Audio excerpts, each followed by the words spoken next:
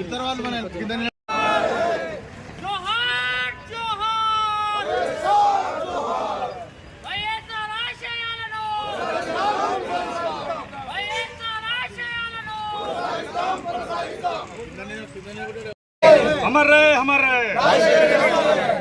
ఈ రోజున మన దివంగత నేత రాజశేఖర రెడ్డి గారి 75వ జన్మదిన వేడుకల్లో భాగంగా మన గజ్వేల్ మున్సిపాలిటీ పరిధిలో పట్టణ నాయకులు, పట్టణ కార్యకర్తలు అందరూ, అలాగే వైఎస్ఆర్ అభిమానులందరికీ హృదయపూర్వకంగా నమస్కరిస్తూ ఆయన ఆశయాలను, ఆయన మనకు పంట రుణాలు మాఫీ చేసిండో, ఆయన ఏకకాలంగా పంట రుణాలు ఎలాగ మాఫీ చేసిండో అదే ఆశయాన్ని అనుకూలంగా తీసుకొని మనకు ఈరోజు మన సీఎం గారు రేవంత్ రెడ్డి గారు కూడా ఏకకాలంలో మనకు రైతులకు పంట రుణాలు మాఫీ చేసిండు.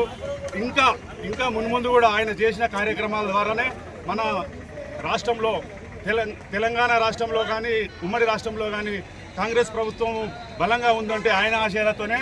అలాగే ఆయన ఆశయాలకు అనుగుణంగా మన సీఎం గారు కూడా ఈ రోజున అదే కార్యక్రమాలు చేస్తున్నందుకు చాలా సంతోషంగా ఉంది.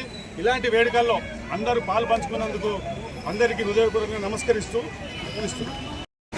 స్వర్గీయ వైఎస్ రాజశేఖర రెడ్డి గారి 75వ జయంతి వేడుకలను మా నాయకులు తుంకుంట నర్సారెడ్డి గారి ఆదేశాల మేరకు గజ్వేల్ పట్టణంలో ఘనంగా నిర్వహించడం జరిగింది.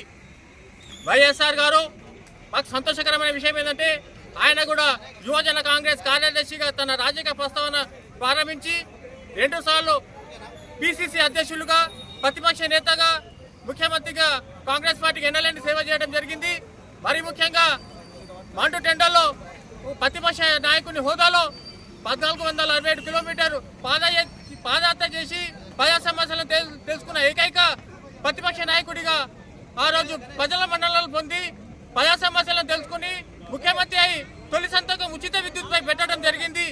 అంతేకాకుండా రుణమాఫీ మరియు ఆరోగ్యశ్రీ 104, 108 లాంటి వైద్య సేవలను పేద ప్రజలకు అందించడంలో రాజశేఖర రెడ్డి ఎంతో ఆలోచనతో ముందుకు సాగడం జరిగింది.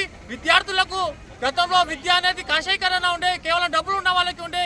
ఈరోజు ఫీజు రియంబర్స్మెంట్ ఇచ్చి విద్యార్థులకు ఉన్నత చదువులు చదువుకోవడానికి అవకాశం కల్పించడం జరిగింది. అలాంటి రాజశేఖర రెడ్డి గారు ప్రజా సమస్యలలో ప్రజల మధ్యలో ఉండాలని రచ్చబండ ప్రజాపథం కార్యక్రమాలు నిర్వహించుకుంటా ఈ రచ్చబండకు హాజరవుతూ హెలికాప్టర్ దుర్మరణం చెందడం మాకు చాలా దిగ్భ్రాంతి గురి చేసింది. ఆయన ఆశయం రాహుల్ గాంధీ గారిని ప్రధానమంత్రి చేయడం, ఆ ఆశయాన్ని కాంగ్రెస్ పార్టీ కార్యకర్తలు కంకణ బద్దులై ముందుకు సాగుతామని సందర్భంగా తెలియజేస్తున్నాం.